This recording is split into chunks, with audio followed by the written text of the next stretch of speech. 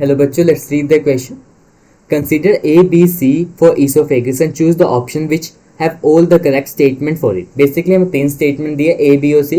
हमें esophagus के हिसाब से सही statement बतानी है. And the first one saying it is a thin and long tube.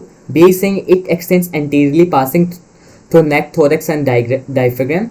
And C is saying it's upper and have a huge amount of longitudinal muscle. So it remains closed normally, only open at the time of swelling. अब बात करेंगे esophagus के बारे में. So what would be the key concept here? So the key concept here will be esophagus.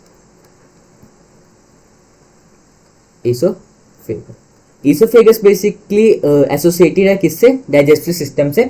इसको food pipe भी बोलते हैं. In a very common term, it is also known as what? Food pipe. Food pipe.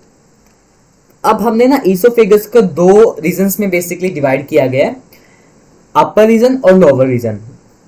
अगर मैं बात करूं अपर reason की, अपर reason में आएगा 1/3 पार्ट और लोअर रीजन में आएगा इसका 2/3 पार्ट.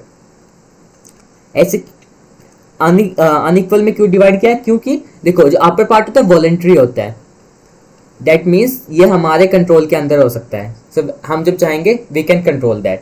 और जो लोअर पार्ट है वो इनवॉलंटरी है. So that's not in our control.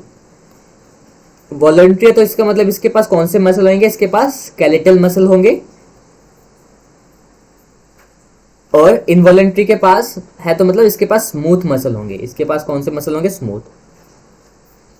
जिसका अपर रीजन है वहां पे बहुत सारे लॉन्गिट्यूडिनल मसल रहते हैं. एंड वो कब ओपन होंगे? When we need that. So अगर बात करें अपर पार्ट की, इट कंटेन्स लॉन्गिट्यूडिनल मसल्स. कौन से पार्ट में? हमारे अपर पार्ट में. अब एक एक करके बात करते हैं ऑप्शंस की. Which one is right and which one is wrong. A जो स्टेटमेंट बोल रहे it is a thin and long tube, ये बिल्कुल सही है कि थिन और लॉन्ग ट्यूब होती है. That is very clear. It extend anteriorly passing through the neck, thorax and diaphragm. ये गलत है. ये स्टेटमेंट क्यों? जो हमारी इसोफेगस है वो पोस्टीरियरली, कैसे पोस्टीरियरली पास करेगी नेक, थोरैक्स. जो एंटीरियर वो विंड पाइप है. यहाँ पे क्या हो जाएगी? अगर विंड पाइप के बारे में हो तो then the second statement would be to see saying it's upper end have a huge amount of longitudinal muscle. यहाँ तक बिल्कुल सही है, लॉन्गिट्यूडिनल मसल है. So it remains close normally only opens at the time of swallowing. जब हम कोई भी चीज निकलेंगे उसी टाइम ओपन रहेंगे. और दैट्स इन आवर विल, कि जब हम चाहेंगे तभी ओपन होगी. जब कुछ खाएंगे.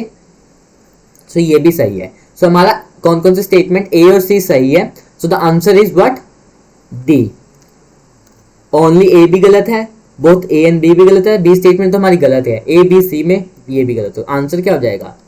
Answer is clearly D. Hope you understood that. Best of luck.